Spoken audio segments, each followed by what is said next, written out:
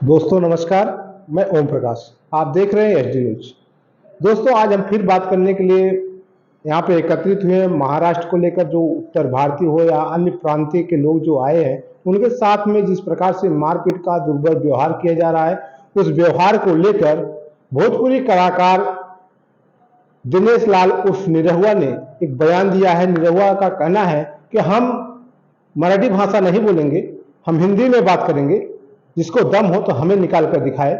उसी विषय पर चर्चा करने के लिए हमारे साथ में अखिल भारतीय राजभर समाज के अध्यक्ष राम सिंह भाई राजभर हैं, मौर्य समाज के आगेवान एवं एक समाज सेवी कम्युनिस्ट मौर्य जी हैं। तो आज उस विषय पर चर्चा होगा कि जो महाराष्ट्र में हो रहा है उस पर इनकी क्या राय है, और निरहु यादव ने जो बयान दिया है उर्फ दिनेश लाल भोजपुरी कलाकार जो हैं, तो उनके बयान पर किस प्रकार से भाई से टिप्पणी लेंगे कि इनका क्या राय है निरहुआ के बयान पर, और महाराष्ट्र की जो घटना हो रही है और महाराष्ट्र के जो राजनीतिक ध्रुवीकरण किया जा रहा है उसे लेकर चर्चा में बने हैं। आप लोग बने रहिएगा, हम आपको दिखाएंगे इनकी जुबानी। तो आपका हमारे न्यूज़ में हार्दिक स्वागत है। सबसे पहले धन्यवाद। जो महाराष्ट्र की घटना है उस पर निरहु ने एक बयान दिया है, अगर किसी में दम है तो हमें निकाल कर दिखाएं, हम हिंदी बोलेंगे मराठी नहीं बोलेंगे। आप क्या कहना चाहोगे? बिल्कुल सही बात है। और ऐसे नेता, ऐसे लीडर ऐसा जो है कि होना चाहिए। और मैं माननीय श्री निरहुआ लाल यादव एक एक्टर भी हैं और पूर्व सांसद भी हैं, उनके मैं बातों को तहे दिल से समर्थन करता हूं। और जो बात बोले हैं कि जो है कि हम हिंदी में ही बात करेंगे, तो हिंदी जो है ये सबको पता है अपनी राष्ट्रभाषा है, मातृभाषा है। तो निरहुआ लाल यादव ने जो भी कहा है मैं उनकी बातों का समर्थन करता हूँ। राम सिंह भाई, जो अभी दिनेश लाल निरहु की बात से आप कितना समर्थन करते हैं दिनेश लाल का, और जो महाराष्ट्र में प्रांतवाई भाषा का लेकर विवाद छिड़ा है जो थमने का नाम ले रहा है मराठी भाषा को लेकर, तो उस पर आपकी क्या राय है? हमारी राय है कि दिनेश लाल यादव जी ने जो बात कही है वो 100% सही है, क्योंकि महाराष्ट्र जिस बात को उदय ठाकरे रखे हैं, महाराष्ट्र किसी के बाप की जागीर नहीं है, किसी के बाप ने उसको बैनामा नहीं किया है कि आज वो इस तरीके की टिप्पणी करेंगे। महाराष्ट्र सभी लोगों का है, पूरे देश का है, और महाराष्ट्र में देश के कहीं के भी लोग आ जा सकते हैं और रह सकते हैं। वो अपनी विचारधारा जिस भाषा में रखना चाहते हो, जो भी बोलना चाहते हैं, वो देश की आज़ादी है। हमारा संविधान हमको ये अधिकार दिया है। ये चीजें अगर वो उदय ठाकरे अगर बोल रहे हैं तब मैं उनको कह रहा हूं, राज ठाकरे, अगर राज ठाकरे ये बात अगर बोल रहे हैं तब मैं कह रहा हूं कि ये सबसे सर्वनाश घटना है और उनके जैसे लोगों पे कार्रवाई होनी चाहिए। इस तरीके की जो भी टिप्पणी करते हैं, देश को बांटने की कोशिश करते हैं। देश एक मोती के माला की तरह हर प्रांत मिलाकर एक देश को समृद्ध बनाया गया है। संविधान के अंतर्गत देश को चलाने के लिए बनाया गया है, ना कि ऐसे घटिया लोगों की टिप्पणी की वजह से देश को बांटने के लिए बना है। आप क्या कहना चाहेंगे कि जो यहाँ पे हिंदी भाषियों का विरोध हो रहा है, तो क्या महाराष्ट्र में जो फिल्म बनती है, सीरियल बनते हैं, हिंदी में बनते हैं, तो उसमें आपकी क्या राय है? आप हमारा पोस्ट उठा के देख सकते हैं। आज मैंने सुबह में लिखा है, अगर इतनी बड़ी जो है उनकी विचारधारा है कि नहीं मुंबई में मराठी ही भाषा का इस्तेमाल हो, तो मैं राज ठाकरे से निवेदन करता हूं कि जो है कि पहले वो हिंदी फिल्म जितने भी बॉलीवुड के हैं एक्टर, निर्देशक जो पैसा लगाते हैं उनके ऊपर हमला करें, उनके ऊपर चाटा मारें। गरीबों के ऊपर चाटा मारने का उनका अधिकार नहीं है, संविधान ये देता नहीं है। और मैं एक कड़े शब्दों में निंदा करता हूं। मैं कहता हूं जिस दिन मुंबई में परप्रांतीय छोड़ देंगे ना, एक भोजपुरी भाषा सियार फेंक रहे हुए, सियार, वहां कोई रहेगा नहीं। तो देश जो है सबका है, और महाराष्ट्र, यूपी और बिहार के भी लोगों का आगे जाने में बहुत बड़ा योगदान है, परप्रांतियों का योगदान है, गुजरातियों का योगदान है, मारवाड़ी समाज का योगदान है, महाराष्ट्र बनाने में सभी प्रदेशों का योगदान है। ये सोचे कि महाराष्ट्र हमारा है तो उनका नहीं है महाराष्ट्र, महाराष्ट्र पूरे देश का है। और वहां जिस दिन, मैं अभी भी कहता हूं, जिस दिन लोग वहां छोड़ देंगे ना, वहां कुछ बचेगा नहीं, सिर्फ वही राज ठाकरे, उद्धव ठाकरे ही रह पाएंगे। और मैं एक टिप्पणी अपनी तरफ से करना चाहता हूं, इसमें पूरी तरह जो है सीएम माननीय देवेंद्र फडणवीस जी शामिल है, नहीं तो अगर नहीं शामिल है वो साबित करें, राज ठाकरे के कार्यकर्ताओं को जेल के अंदर डाल दे, तब मैं मानूंगा कि बीजेपी विरोध कर रही है। राज ठाकरे अभी कह रहे हैं आप मारो लेकिन वीडियो मत बनाओ, दुनिया को मत दिखाओ। मराठी बोल रहे हैं, अगर नहीं उसका आप बोलते हैं तो आप मारो लेकिन दुनिया को मत दिखाओ, वो तो खुला करें। वही तो मैं बोल रहा हूं कि इनकी बातचीत होती है, देवेंद्र फडणवीस, राज ठाकरे की बातचीत होती है, ये अंदर अंदर से सब मिले हुए हैं। मैं ये कहता हूं, ये मैं आरोप लगाता हूं बीजेपी के ऊपर, ये तय होनी चाहिए जवाबदेही। अगर राज ठाकरे के बयान से आप सहमत नहीं हैं तो उनके जेल के अंदर डालो, अगर सहमत है तो जेल के अंदर डालो। जो ऐसे भड़काऊ बयान देते हैं जी, तो उनके ऊपर क्या कार्रवाई होनी चाहिए? इनके ऊपर भाषा पे जो संविधान के दायरे में जो होना चाहिए, मैं तो कहता हूं एनएसए लगाना चाहिए, ये भारतीय संविधान के खिलाफ है। लेकिन अभी एक नई टिप्पणी आ रही है कि कुछ इलाके हैं जो मुस्लिम बाहुल्य इलाके हैं, तो वहां दाढ़ी वाले और टोपी वाले को जरा बोल के दिखाएं। देखिए, ये वोट की राजनीति है, दाढ़ी वाले या टोपी वाले जैसे सब प्रांतियों को लेकर इस तरीके का अगर दुर्व्यवहार किया गया है तो राज ठाकरे की पूरी राजनीति है इसमें। आम जो भी हमारे साथ बहुत महाराष्ट्र के लोग बैठते उठते हैं, दोस्त मित्र हैं, सारे लोगों का ये विचार नहीं है। आम महाराष्ट्र के जो आम नागरिक है उनका इस तरीके का नहीं, लेकिन जिस तरीके का राज ठाकरे आपस में गुटबाजी करके इस तरीके का बयान दे रहे हैं, इसमें कहीं ना कहीं मैं इस कमलेश भाई अभी इस बयान को अभी बताए कि बीजेपी का कहीं ना कहीं एक रोल कहीं ना कहीं निभाता रहते हैं इस बात को, क्योंकि कुछ समय से अगर देखा जा रहा है तो जातवादी मुद्दा, सामाजिक मुद्दा, कहीं ना कहीं प्रांतीय मुद्दा, कहीं ना कहीं हिंदू मुसलमान मुद्दा, बहुत सारे ऐसे मुद्दे को अभी क्या लगता है बीजेपी के मंत्री ने ही ये बयान दिया है, महाराष्ट्र में जो मंत्री हैं उन्होंने ये बयान दिया, तो क्या ये जो अभी प्रांत भाषा को लेके हो रहा था, अभी क्या वो भाषा को धीरे धीरे कन्वर्ट कर रहे हैं, हिंदू मुसलमान भी कराना चाहते हैं? नहीं, ये तो हिंदू मुसलमान, मंदिर मस्जिद और प्रांतवादी, ये सब राजनीति इसीलिए तो करते हैं लोग जो हिंदुत्व की बात करते हैं। आज हिंदू के ऊपर अगर इस तरीके का, अगर वो हिंदू मानते हैं, अगर सभी लोगों को अगर हिंदू की बात करते हैं, तो आज हिंदुत्व की बात करने वाली सरकार बैठी है, केंद्र में भी बैठी है और राज्य में भी बैठी है। डबल इंजन की सरकार होते हुए अगर इस तरीके की इतनी घटनाएं घट रही है और इसके बाद भी अगर कोई कार्रवाई नहीं किया जा रहा है, तो कहीं ना कहीं जो कमलेश भाई बताए उस बात से मैं सहमत हूं। रही बात अगर पर प्रांति की, अगर बात है कि नहीं मराठी बोलना ही अनिवार्य है, जो कमलेश भाई उस बात को बताए कि नहीं, आप वहां पे सीरियल से लेकर जो सिनेमा हॉल तक है, आप सारे चीज बनाना बंद कर दीजिए ना। आप वहां पे जो भी सीरियल बनता है, सिनेमा घर में सिनेमा जो भी पिक्चर बनती है, जो भी वहां पे कंपनियां आती हैं, जो भी दवा पे जो भी दवा है जिसपे हिंदी और इंग्लिश लिखा रहता है, मराठी ना लिखा हो, तो उस दवा को आप लोग खाना बंद कर दीजिए, आप रोड पे तड़प तड़प के मर जाएंगे, ये मेरी गारंटी है। क्या आपको लगता है कि ऐसा होना, दवा अगर बंद कर दिया जाए, अगर वहां से उत्तर भारतीय या अन्य प्रांत के लोग छोड़ देंगे?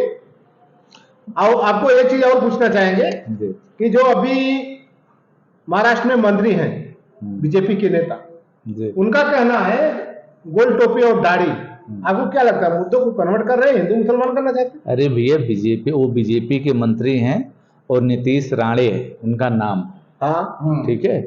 और बीजेपी हमेशा ध्रुवीकरण चाहती है, मतलब गोल टोपी, लंबी बाल, यही सब मुद्दे को भटकाते हैं। ओरिजिनल पे नहीं आ रहे हैं कि सत्ता तुम्हारी है, बीजेपी के मंत्री हैं, सत्ता तुम्हारी है, आप किसको बेवकूफ बना रहे हो?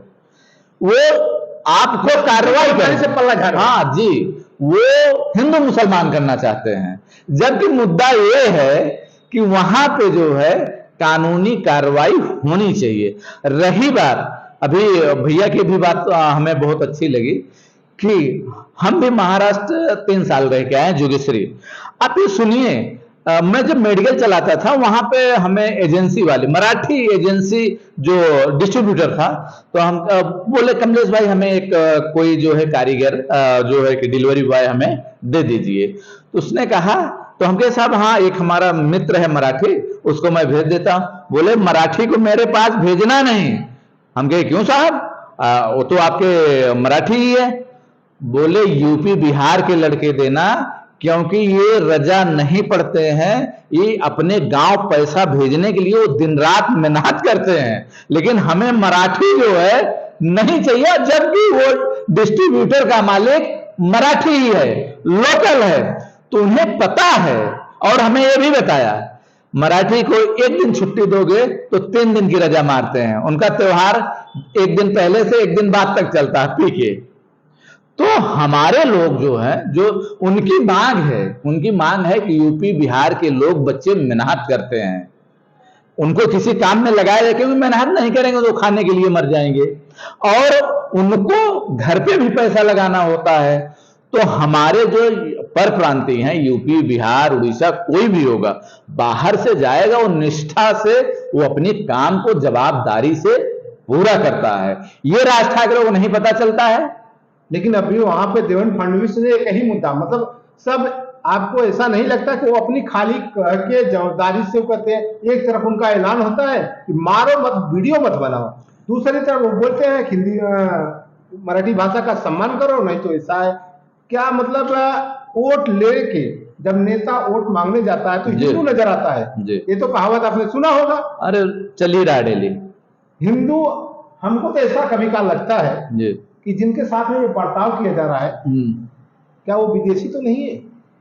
वही मैं कहना चाह रहा हूं, ये भारत को खंड खंड करने में लगे हैं, ये भारत को खंड खंड करने में लगे हैं। इसी प्रकार से सब राज्यों वाले अगर सोच ले तो क्या होगा? मैं यही आपको बताना चाह रहा हूं, ये खंड खंड करना चाहते हैं, लोगों को अलग अलग बांटना चाहते हैं, राजनीति जो।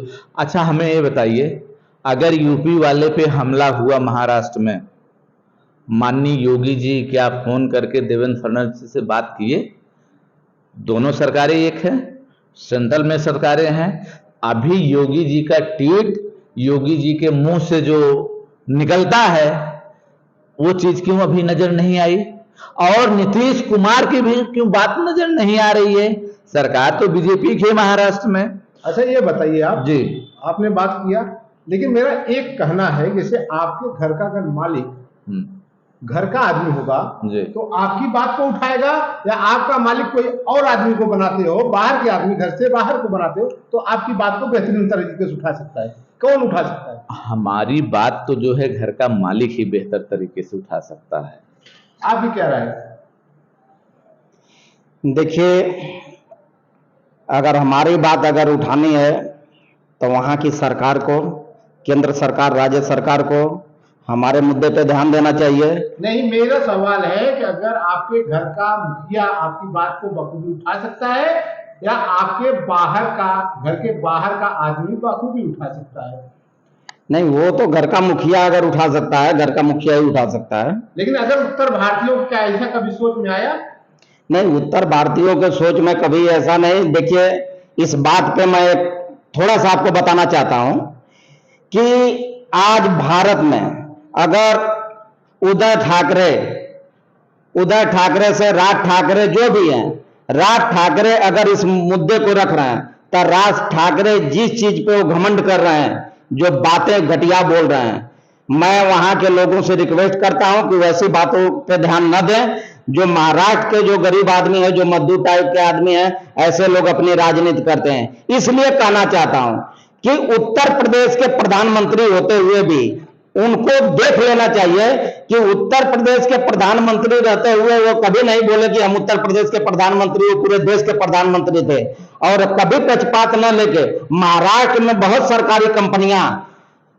सारी कंपनियां उत्तर प्रदेश के प्रधानमंत्री होते हुए उत्तर प्रदेश में न लगाकर महाराष्ट्र में लगाए हैं। अगर उनके साथ अगर उदय ठाकरे या चाहे राज ठाकरे जैसा अगर विचारधारा आता तो ये सोच लीजिए कि आज देश में पूरे महाराष्ट्र में आज लोग भूखे मरते, कंपनियां नहीं होती, लेकिन सारी सरकारी कंपनियां जो भी है गुजरात में है, महाराष्ट्र में सबसे ज्यादा उत्तर प्रदेश ने प्रधानमंत्री दी है। लेकिन कभी इस तरीके का वो अपना देश समझती है, सारे देश के लोगों को अपना समझती है, वो महाराष्ट्र का हो या गुजरात का हो, तमिलनाडु का हो, आंध्र प्रदेश का हो, केरल के हो, उड़ीसा के हो, बंगाल के हो, कहीं के भी हो, लेकिन उत्तर प्रदेश के जो भी मुख्यमंत्री हो या प्रधानमंत्री हो, सारे कभी ऐसा विवादित बयान किसी प्रांत के ऊपर आप नहीं देखेंगे। लेकिन इस तरीके के घटिया लोग प्रांत को बांटने की कोशिश करते हैं, देश को टुकड़े टुकड़े करने की कोशिश करते हैं, जातिवादी हिंसा, सामाजिक हिंसा, प्रांतवादी हिंसा, ऐसे लोगों पे कड़ी से कड़ी कार्रवाई करनी चाहिए। मेरा मानना है